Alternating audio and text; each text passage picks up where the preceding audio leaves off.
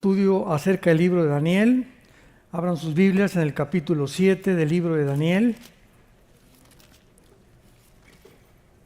Y como decíamos en la mañana, todo lo que está pasando actualmente en el Medio Oriente nos ha puesto a todos nosotros como cristianos expectantes, alarmados, ¿no? Porque todo está escrito que va a suceder conforme las Escrituras lo establecen, lo determinan, el anticipado conocimiento de Dios, su determinado consejo.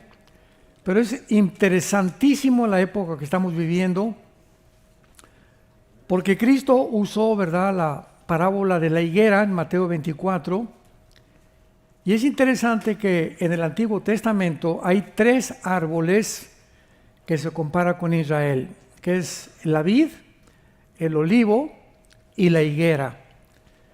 La única diferencia cuando Jesús dice, mirad la higuera, cuando brotan sus hojas, saben que el verano está cerca, no pasará esta generación sin que todo esto acontezca. Muy bien, ¿quién es la higuera de estos tres árboles? Sabemos claramente que es Israel. ¿Por qué la higuera? Porque el olivo es el único árbol que se mantiene verde durante todo el año. La higuera se seca. Y es precisamente en el verano cuando la higuera vuelve otra vez a reverdecer y a dar los famosos higos.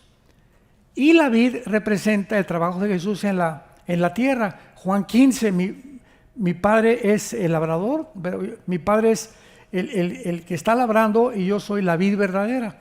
Jesús se representa como la vid. Y antes de morir Jesús dijo que maldijo a una higuera, ¿se acuerdan? Iba caminando con los discípulos, ya regreso a Jerusalén, a la cruz, y maldijo una higuera y dijo, nunca su fruto vuelva a nacer. Entonces, ahí era una representación de una maldición que iba a venir sobre la nación de Israel por haber rechazado al Mesías. Entonces, si la higuera es Israel, en esta parábola de Jesús, y él dice que iba a reverdecer, ¿cuándo reverdeció la higuera? O sea, Israel, el 14 de mayo de 1948, después de casi 2000 años, y en el 48, porque ahorita me preguntaban mucha gente, ¿cuándo cree usted que nos falta o cuándo cree que venga Jesús? Bueno, de acuerdo a la parábola de la higuera y al patrón de 7 días que están de la creación, que el séptimo día es el descanso, o sea, sería el milenio. En Oseas, capítulo 5 y capítulo 6, dice Israel, después de 2 días nos resucitará. O sea, no hay pierde. Después de 2000 años, o que se cumplan estos 2000 años de la época de la iglesia, Jesucristo tiene que regresar. Porque de Adán a Abraham son 1000 años. De Abraham a Jesús son 2000 años. De allá para acá son 2000 años y tenemos 6000 años esperando ya al Mesías, y tiene que completarse los 2000 años de la época de la gracia. ¿Y en qué año nos encontramos? ¿Por qué no estamos en el año 2000? Ya hubiera venido Cristo, ¿verdad? Porque tienen que pasar los últimos 2000 años de los 6000 años de historia para entrar al milenio, que es el séptimo día, que es el patrón de los días escogidos de Dios para que se cumplan las profecías. Bueno, es que cuando Jesucristo murió en el año 33 de nuestra era, y tenemos que quitar los 33 años de nuestro calendario solar, porque se cambió el calendario lunar. Los judíos tienen 360 días. No los voy a hacer bolas. Los judíos tienen un calendario de 360 días. El Papa Gregorio Romano cambió el calendario de 360 a 365, más o menos 3 siglos después de que Cristo murió. Y después los judíos, cuando vino la destrucción de Jerusalén y del templo en el año 70, perdieron todos los pergaminos e inventaron los judíos, ahorita que estamos en el año 2000, en el año 2787-88. Porque querían contradecir todo lo que el Nuevo Testamento decía respecto al nacimiento del Mesías. Fíjense nada más qué tremendos los judíos ortodoxos, que son los fariseos del siglo XX. Entonces, si quitamos los 33 años de Cristo, porque Cristo murió bajo la ley, no bajo la gracia, entonces estamos en el año 2025, ¿verdad? Le quitamos 33, ¿cuánto es? A ver, mis matemáticos. 2025 menos 33, 1990 y 92, ¿correcto? Entonces, de acuerdo a este cálculo, faltarían 8 años para que todo terminara. No son fechas exactas, son aproximaciones nada más, porque se perdieron muchos años bisiestos y puede haber un margen de error de 4 a 5 años máximo. Entonces estamos, no sé, a 10, 15 años posiblemente de que todo esto termine. Para que comience el milenio. No, la tribulación, ¿verdad? Tiene que ser 7 años antes del milenio. Exactamente, tiene que estar incluido esa fuerza. Así es. Entonces, solamente estos son cálculos para poder saber, no podemos poner fecha, no podemos poner día, son aproximaciones de señales de acuerdo a los patrones que están establecidos en la palabra de Dios. Entonces, lo único que podemos saber es lo siguiente, que nosotros somos la última generación. Cuando Jesús dijo no pasará esta generación, no pudo haber sido la generación de Él, porque ninguna de esas señales se cumplió en los tiempos de Cristo. No ha habido otra generación en la que se cumplan las señales más que en la nuestra, en la época que estamos viviendo, como vimos los últimos días de la iglesia. Ahora faltan los tiempos finales de Israel. Israel es el centro, el ombligo de Dios y el centro de Jerusalén que provocará la tercera guerra mundial. Y ahorita está en debate la ciudad de Jerusalén, precisamente. Ahora, ¿por qué vamos a Jerusalén el año que entra? Como les dije, del 13 al 23 de abril, porque es la única ciudad que no van a bombardear. Porque también es sagrada para los musulmanes. ¿No han oído ustedes que nunca han bombardeado Jerusalén? Han bombardeado Tel Aviv, algunas cosas, pero Jerusalén no se meten. Y ahí vamos a estar. Los que nos acompañen el año que entra, tal vez al último viaje. Ojalá que Jesús venga estando nosotros allá. Muy bien. En el capítulo 7 de Daniel encontramos la cuarta bestia, que fue donde nos quedamos, espantosa, terrible, que tenía, versículo 7, capítulo Daniel de 7, que tenía 10 cuernos. Ya vimos que estos 10 cuernos van entonces a surgir del antiguo imperio romano, que es la cuarta bestia, espantosa, terrible, que no había otro nombre para poder calificarla. Y acordémonos que el imperio romano no solamente fue Europa, sino fue también Europa, el norte de África y el Medio Oriente. Entonces el imperio romano se extendió por toda esta zona geográfica actual. Y dice el versículo 8, aquí se pone la cosa ya muy interesante. Mientras yo contemplaba los cuernos, o sea, estos últimos 10 gobiernos que acabamos de ver, que van a formar el gobierno del anticristo, 10 cuernos, 10 gobiernos, mientras yo los contemplaba, otro cuerno pequeño salía de entre ellos. Cuando se formen 10 gobiernos o 10 naciones, de una de estas 10 naciones va a surgir el anticristo, que es el cuerno pequeño. Lo vamos a confirmar en unos momentos. Y salía entre ellos, y delante de él fueron arrancados 3 cuernos de los primeros, y este cuerno tenía ojos como de hombre y una boca que hablaba grandes cosas. Muy bien. Versículo 19. Otra vez Daniel, igual que nosotros, tenemos el deseo de saber la verdad acerca de la cuarta bestia. Cuernos, ojos, etcétera, etcétera, terrible. ¿De qué está hablando la Biblia? Vamos a esperarnos y la Biblia se interpreta con la misma Biblia. Tuve deseo de saber la verdad acerca de la cuarta bestia, que era tan diferente de todas las otras, espantosa en gran manera, que tenía dientes de hierro, uñas de bronce, que devoraban y desmenuzaban las obras con sus pies. Asimismo, acerca de los 10 cuernos que tenía en su cabeza, y del otro, ese otro es el anticristo, es el cuerno pequeño que salió, y del otro que le había salido, delante del cual habían caído 3. Y este mismo cuerno tenía ojos y boca, que hablaba grandes cosas y parecía más grande que sus compañeros. Y veía yo que este cuerno, el cuerno pequeño, hacía guerra contra los santos y los vencía. Aquí ya comienza el Espíritu Santo a darnos pistas acerca de este cuerno pequeño. Muy bien.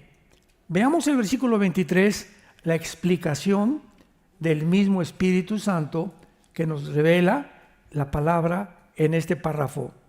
Dijo así: la cuarta bestia será un cuarto reino en la tierra, el cual será diferente a todos los demás, devorará, trillará y despedazará.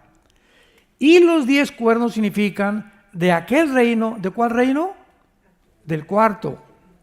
¿Quién era el cuarto? Las piernas, ¿se acuerdan? De hierro, de la estatua de Nabucodonosor. El primero era Babilonia, Medo-Persia, Grecia y Roma. De ese cuarto reino, dice la Biblia, será un cuarto reino que será diferente a todos los demás. Trillará y despedazará. Y de estos 10 cuernos significan que de aquel reino, sea del Imperio Romano, ya sea de Europa, del Medio Oriente o del norte de África, que es el cuarto reino, se levantarán 10 reyes. Ya vamos aclarando todo. Estos 10 dedos que significan el estatua de Nabucodonosor, la última forma de gobierno mundial, van a surgir ¿de dónde? Del antiguo Imperio Romano, del occidente y del oriente, donde se dividió el Imperio Romano. ¿Me van siguiendo?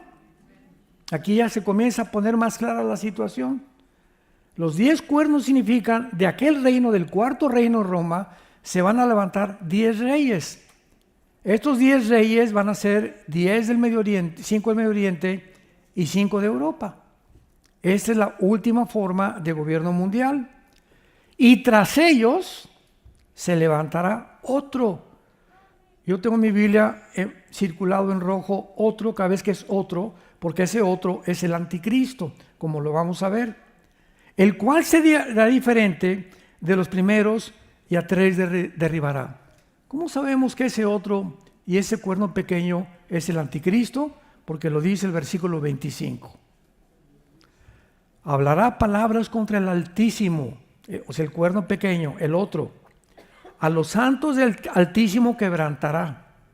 Pensará en cambiar los tiempos y la ley, y serán entregados en su mano hasta tiempo y tiempos y medio tiempo, que equivale a 3 años y medio, o 42 meses, de acuerdo al Apocalipsis.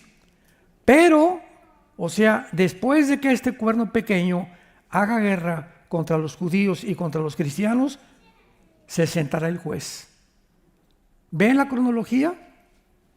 Inmediatamente vendrá el juez, le quitarán su dominio para que sea destruido, y que el reino, qué precioso es el versículo 27, y que el reino y el dominio y la majestad de los reinos debajo del cielo sea dado a quienes, a los ángeles, a nosotros. A ti, mi hermano, a ti, mi hermana que me escuchas, estamos destinados a ser reyes de Dios, a gobernar en la otra vida. Ya el cáncer, la falta de dinero, las guerras, la pobreza, los problemas, las preocupaciones con los hijos, con los nietos, con el matrimonio, todo esto es un gimnasio donde estamos siendo entrenados a través del sufrimiento. ¿Por qué del sufrimiento? Porque la única forma en que se forma el carácter es a través del sufrimiento, desgraciadamente. El sufrimiento es lo que determina el calibre de lo que estamos hechos.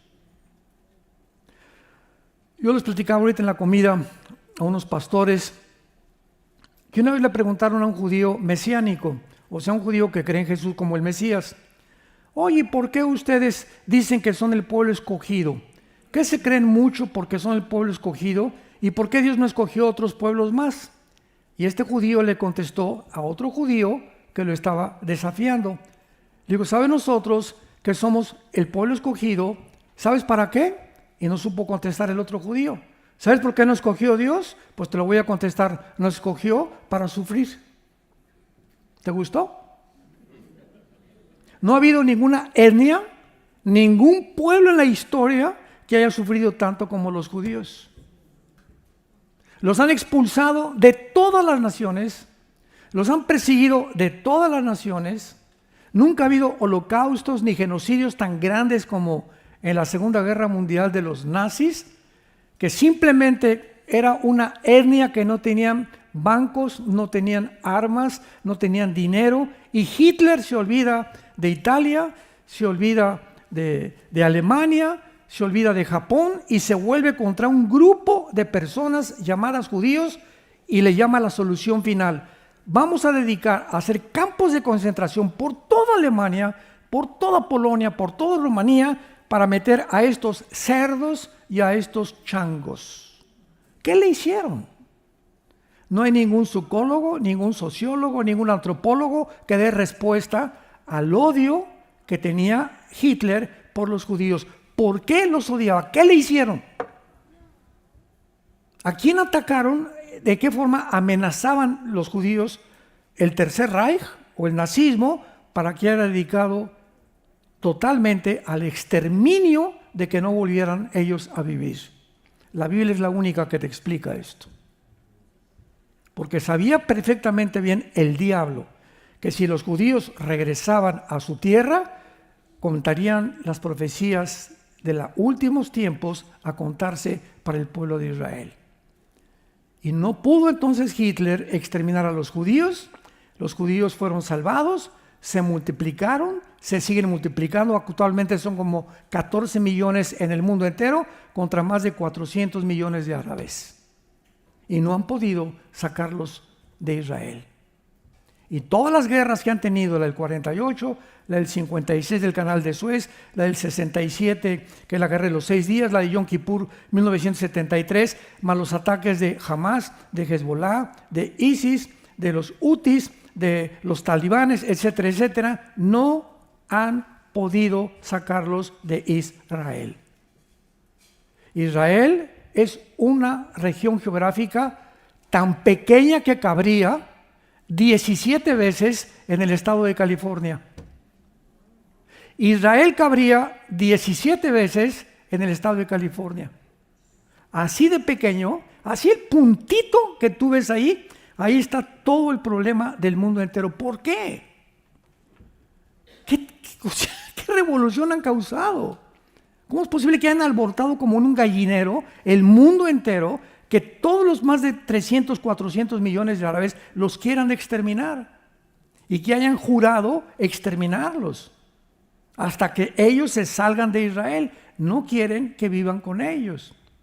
Y todos estos tratados de paz nunca los judíos lo han negado, los han aceptado. El tratado de Oslo en Madrid, el tratado de Egipto, el tratado con Sisi, el tratado que hicieron actualmente, ellos han firmado. Pero cuando firman ellos, los Hamas y los árabes dicen lo siguiente: es que no queremos dos pueblos de Israel. Escuchen esto: no queremos dos pueblos, queremos toda Israel para nosotros. No queremos una parte de Jerusalén como la tienen actualmente, queremos toda la ciudad de Jerusalén. Algo, como dijo Benjamín Netanyahu, nunca lo vamos a ceder. Y si nos quieren morir, nos morimos juntos y hacemos la operación Sansón, que significa que vamos a contestar con armas nucleares. De acuerdo a la Biblia, no va a suceder eso, porque antes de que venga la exterminación de los judíos, cuando se queden solos, Cristo vendrá y intervendrá y matará al anticristo y a sus ejércitos. Y juzgará a las naciones que ayudaron al anticristo a matar o querer exterminar al pueblo judío. Esto es muy importante que lo entendamos para comprender las profecías bíblicas. Entonces, vemos claramente en el capítulo 8 de Daniel, que es otra profecía, donde ya se reduce. En el capítulo 2 vimos las 4 imperios: Babilonia, Medo-Persia, Grecia y Roma, y los 10 dedos. En el capítulo 7, 4 bestias que representan los 4 imperios de la vida, pero aquí en el capítulo 8 se reduce y se pone la atención, tanto en el capítulo 8 como en el capítulo 11, sobre Grecia e Irán. Y se representan por un macho cabrío que es Grecia y un carnero que representa a Irán en el capítulo 8. Dice el versículo 3, alcé los ojos y miré un carnero que estaba delante del río con 2 cuernos y uno creció más alto que el otro. Y vi que el carnero hería con los cuernos al poniente y al norte y al sur. Vemos nosotros que el imperio medo-persa se extendió, como dice la Biblia, al norte y al sur. Y ninguna bestia podía contra él. El imperio medo-persa era casi invencible. No sé cuántos de ustedes vieron la película esa, donde salen los macedonios y se enfrentan súper entrenados ellos, que así los muy fuertes sacaron, y se les vienen por la playa miles y miles y miles y miles de persas, y ponen a un rey persa gigantesco. No me acuerdo cómo se llama la película esa. ¿Cómo? ¿Los gigantes? Esa, los 300, exactamente, en esa película. Ahí vemos el enfrentamiento entre el medo-persa contra un grupo bien pequeño de macedonios, súper entrenados, que claro que finalmente los vencen, ¿verdad? Pero vemos nosotros que después Grecia vence al imperio medo-persa, representado por el macho cabrío, el imperio griego. Mientras yo consideraba versículo 5, un macho cabrío venía del lado del poniente. Versículo 6, vino hasta el carnero de 2 cuernos. Versículo 7, y lo vi que llegó junto al carnero, se levantó contra él y lo hirió y le quebró sus 2 cuernos. ¿Por qué 2 cuernos? Porque eran los medos y los persas que se unieron. Primero comenzaron los persas y los medios se unieron a Persia, que actualmente es la nación de Irán. Irán es Persia en el Antiguo Testamento. Lo vimos en la tercera conferencia. Ahora vean cómo la historia corrobora todo lo que la Biblia dice. Así fue vencido el imperio medio-persa. Y el carnero no tenía fuerzas, fue derribado, fue pisoteado, y no había quien lo librara al carnero de su poder. Versículo 8. Y el macho cabrío, ¿quién es el macho cabrío? Vean el versículo 21, la Biblia lo interpreta. El macho cabrío es el rey de Grecia. ¿Quién fue el rey de Grecia? Alejandro el Magno. A los 21 años, hijo de Filipo de Macedonia. Impresionante que se le compare con un leopardo, como lo acabamos de ver, por la rapidez con que Alejandro conquistó casi todo el Medio Oriente, parte de Asia, y le faltó nada más la India, que estaba ya cansadísimo su ejército, y él muere en Irak, lo que es Babilonia en el Antiguo Testamento. Entonces Alejandro el Magno muere, pero vean ustedes con mucha atención lo que pasa. El macho cabrío se engrandeció, Alejandro el Magno, pero estando en su mayor fuerza, aquel grande cuerno que es Alejandro el Grande fue quebrado. Y en su lugar salieron otros 4 cuernos notables hacia los 4 vientos del cielo. Estos 4 cuernos son las 4 divisiones históricas, maestros de historia que nos acompañan, que surgieron del antiguo imperio griego. ¿Quiénes fueron las 4 divisiones? Fueron Egipto, y Siria, Turquía y Macedonia. Siria quedó Seleuco, el general de Alejandro el Magno. En Egipto estaba Ptolomeo, en Macedonia Lisímaco y en Turquía Casandro. Es el nombre de los 4 generales que se repartieron completamente el imperio griego. Pero aquí vamos a ver que ya la Biblia se reduce completamente y nos usa un microscopio la Biblia para que veamos de dónde saldrá el anticristo. De una de las 4 divisiones del imperio griego. Y el imperio griego fue vencido por el imperio romano. Y dice así, estando en su mayor fuerza fue quebrado los 4 cuernos notables hacia el 4 vientos del cielo, y de uno de ellos ¿De uno de quiénes? De una de las divisiones del imperio griego. ¿Van siguiendo? De una de las divisiones del imperio griego salió, ¿quién? Un cuerno pequeño. El que en el capítulo 7 nos habla que es el anticristo. De una de las divisiones del imperio griego saldrá el anticristo, que creció hacia el sur, al oriente y a la tierra gloriosa. Observen. ¿De dónde saldrá el anticristo? ¿Por qué no se pone del norte? De estas 4 divisiones vemos el mapa: Siria, Egipto, Turquía y Macedonia. Dice que creció el cuerno pequeño o el anticristo hacia el sur y hacia el oriente y hacia Jerusalén, la tierra gloriosa, pero no hacia el norte, porque él viene del norte. Y en el norte, ¿cuál fue la división del imperio griego? Siria. Siria e Irak, que en el Antiguo Testamento ocupaban el mismo territorio. Vamos a ver más adelante que al anticristo se le llama el rey de Babilonia y se le llama el rey de Asiria, o el asirio, así se le llama en la Biblia. Vamos a corroborarlo para ir respaldando con la Biblia todo lo que estamos diciendo y después continuamos con esta lectura. Vayamos a Isaías capítulo 10. Veamos qué claras son las escrituras y cómo, conectando todos los puntos, tenemos ya el mapa claro de la enseñanza. Isaías capítulo 10, versículo 5. Oh Asiria, vara y báculo de mi furor, en su mano he puesto mi ira. O sea, dice Dios, tú vas a ser la nación que va a castigar a las demás naciones, Asiria. Le mandaré contra una nación pérfida, o sea, Israel. Y sobre el pueblo de mi ira le enviaré, que es Israel, para que quite despojos y arrebate presa y lo ponga para ser hollado como lodo de las calles. Aunque él no lo pensará así, en su corazón lo imaginará de esta manera, sino que su pensamiento será desarraigar y cortar naciones no pocas, porque él dice, mis príncipes no son todos reyes, etcétera, etcétera. Versículo 12, subrayenlo.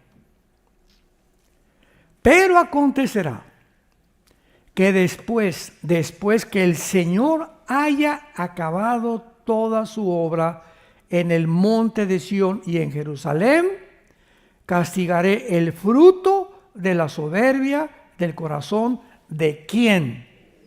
Del rey de Asiria. ¿Cuándo Dios va a terminar su obra con Jerusalén? En la segunda venida de Jesucristo. Y en la segunda venida de Jesucristo, Dios le nombra al anticristo el rey de Asiria. Veamos el capítulo 14 de Isaías. Sigámosle echando leña a la chimenea. Versículo 25, Isaías 14, quebrantaré a la Siria, al asirio en mi tierra. Nunca ha sucedido esto. Jamás ningún rey de Asiria fue derrotado en la tierra de Jerusalén. Y en mis montes lo hollaré, y su yugo será apartado, y carga será quitada de su hombra. Este es el consejo que está acordado sobre toda la tierra, y esta es la mano extendida sobre todas las naciones.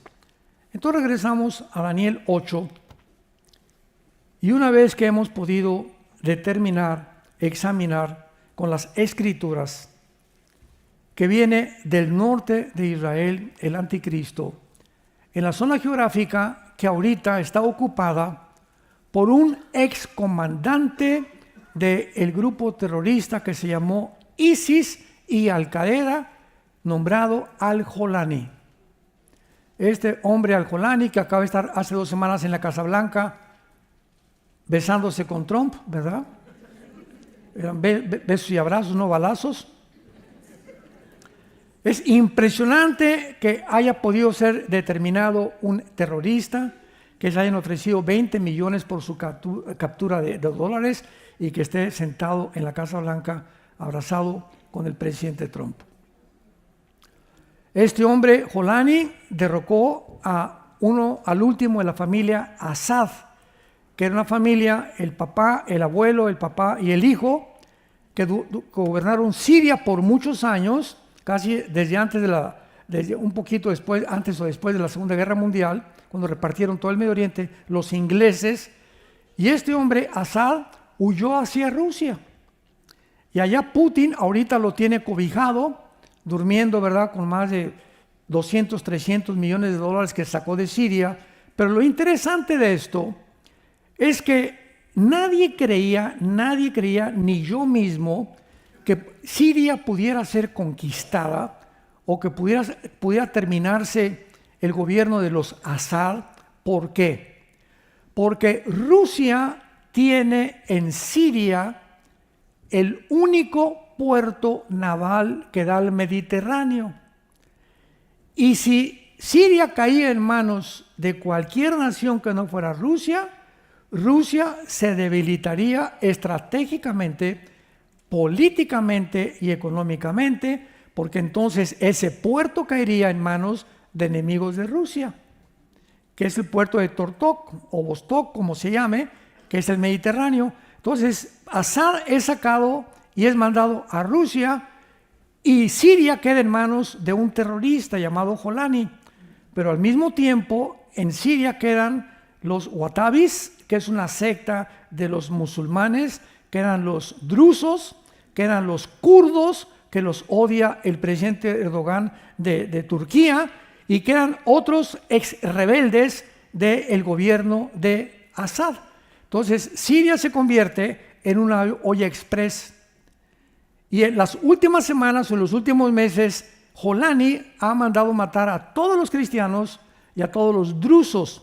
Los drusos es una secta, es un grupo muy pequeño, no pasan de 20, 30 mil en el mundo, que también creen en muchos principios cristianos, pero la guerra contra ellos es de los musulmanes.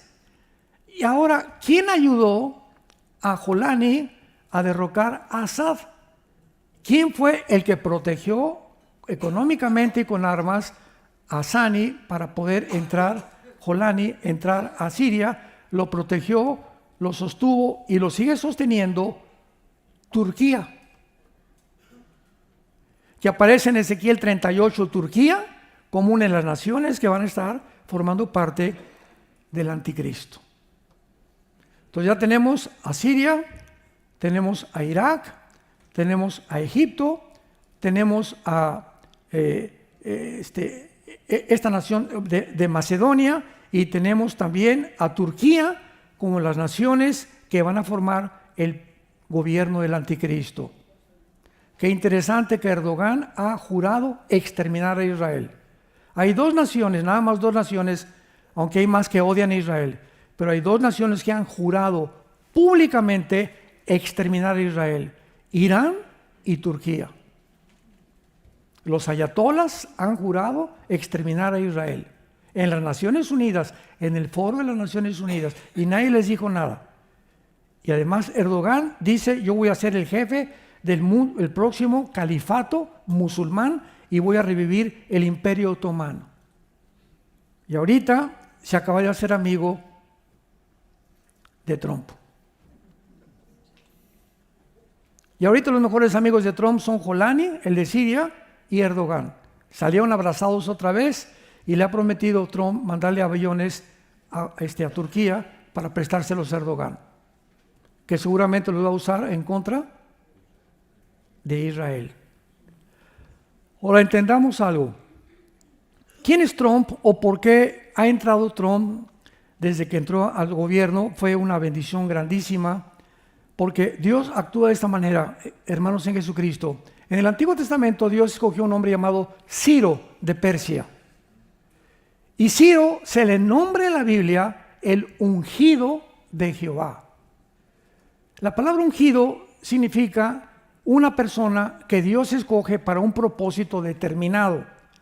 Ciro nunca se convirtió, Ciro fue siempre idólatra.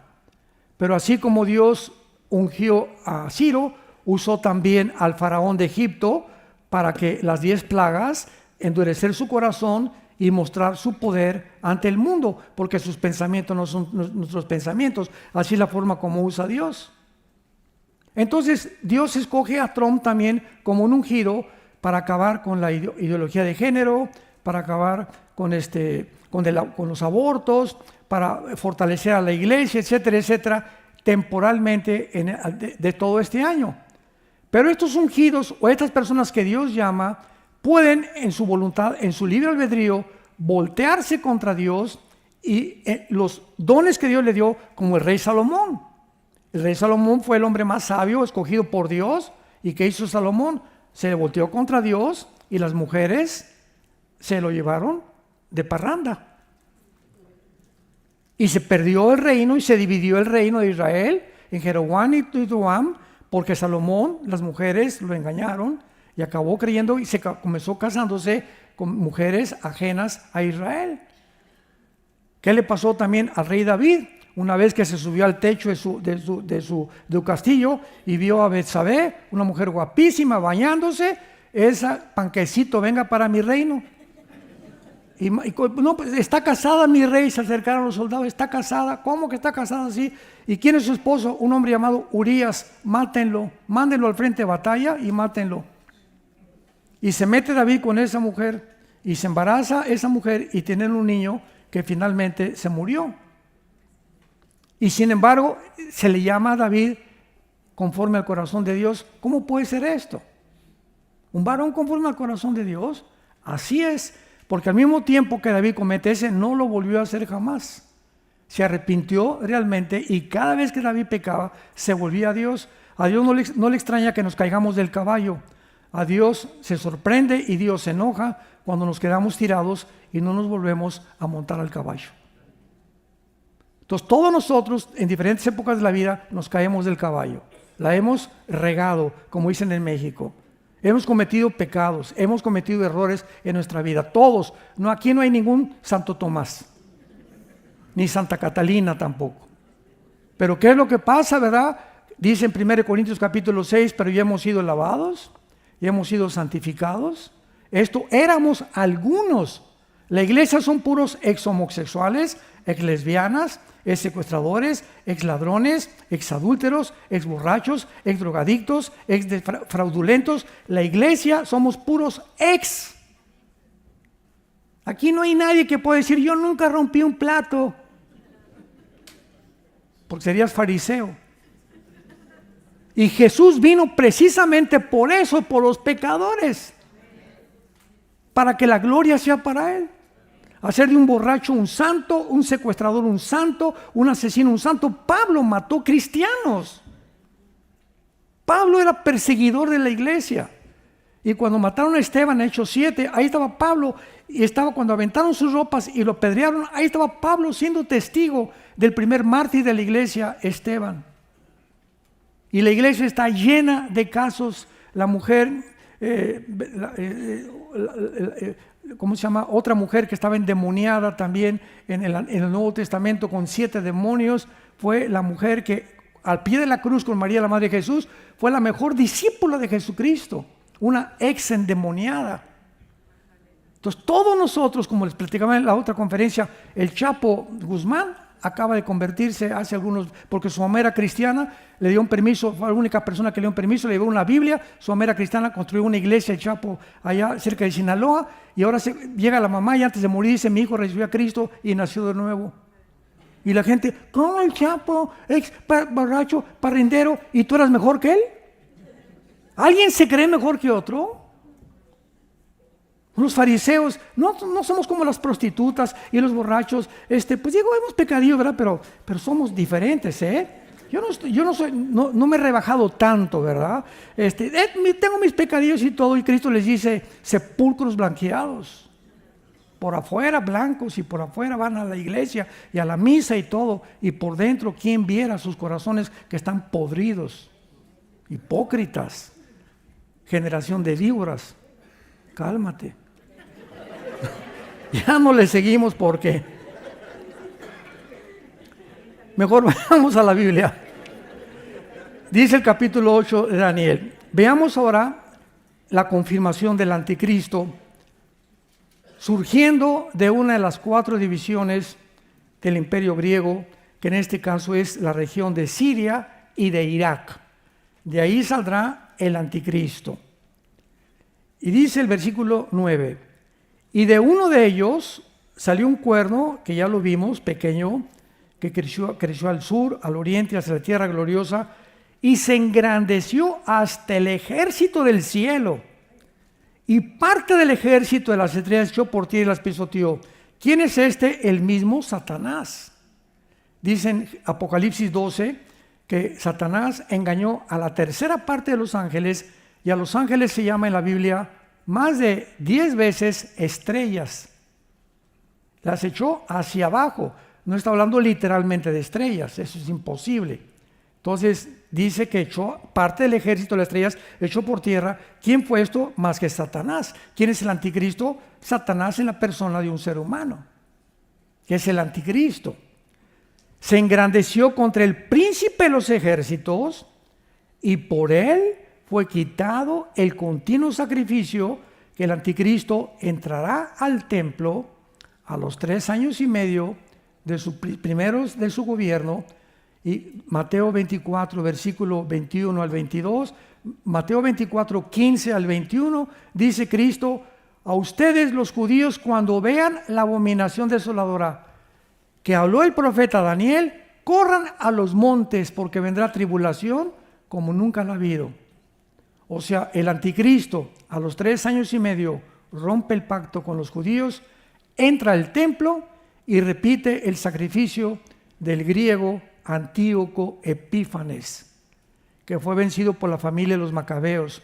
Va a ofrecer un puerco en el templo, y ahí comienza la tribulación y la persecución final, el holocausto final contra los judíos y nosotros los cristianos. Entrará y violará el continuo sacrificio. No hay más que el anticristo que puede hacer todas estas cosas. Entonces, la Biblia es clarísima en cuanto vamos avanzando y juntando las piezas. Y después el versículo 21 dice: el macho cabrío es el rey de Grecia. El cuerno grande que tenía entre sus ojos es el rey primero, que fue Alejandro el Magno.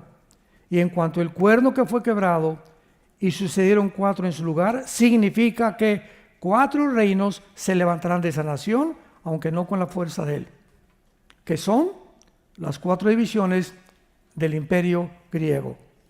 Ahora vean ustedes de qué forma en los próximos versículos se define ya el carácter del anticristo. ¿Cómo va a ser el anticristo? Versículo 23 al 25. Y al fin del reinado de estos, cuando los transgresores lleguen al colmo, se levantará un rey altivo, que es el anticristo, de rostro entendido en enigmas. La palabra enigmas, shiyah, en el hebreo significa dichos o cosas difíciles de resolver. Él va a aclarar todo el clima, el petróleo, las monedas, va a resolver los problemas del mundo, y esa persona es la que ahorita las naciones están esperando. Ahorita la gente aquí en Estados Unidos están muy decepcionados, ya se decepcionaron con Biden, con los demócratas, ahora están decepcionando con los republicanos también, porque Trump no sacó la lista de Epstein, ya está haciendo estas cosas, y por acá y esto y el otro. Rusia en México está por los suelos, y el mundo ahorita está decepcionado de los gobiernos. Ahorita hay una cosa en el corazón de todos los seres humanos. ¿Vieron ustedes en México todos los de la generación Z, más de 50,000 jóvenes que fueron a protestar contra el presidente de México hace 2 semanas? Que los patearon, no se imagina lo que los granaderos les hicieron. Muchachos de menores de 21, 22 años de edad, yendo a protestar, más de 50,000 contra el gobierno de México. Nunca en la historia los que protestaban eran chamaquitos tan jóvenes. Todos la generación Z. y vinieron de otras naciones a ayudarlos también. Hay un descontento ya y todos sabemos, no hay un gobierno que funcione. ¿Están de acuerdo? La democracia, como dijo Winston Churchill, la democracia es uno de los mejorcitos, pero no es el mejor gobierno. El comunismo y el socialismo se demostró en el siglo XX que no funcionaron y desenterraron al muertito. Y todo el continente americano, México, etcétera, Nicaragua, Bolivia, Cuba, Venezuela, vuelven otra vez al comunismo, a desenterrar al muerto que ya se demostró que no funciona. ¿Por qué regresan a algo que ya se demostró que no funciona? Porque la única opción es el cristianismo. Es la única opción que hay. Aceptar a Jesucristo como nuestro Salvador y que Él reine. Pero a ver, convéncelos. Entonces estamos en un mundo una tensión tremenda, un mundo muy conflictivo. Y tenemos que comprender esto. Un rey altivo, entendido en enigmas, y el poder se fortalecerá, mas no con fuerza propia.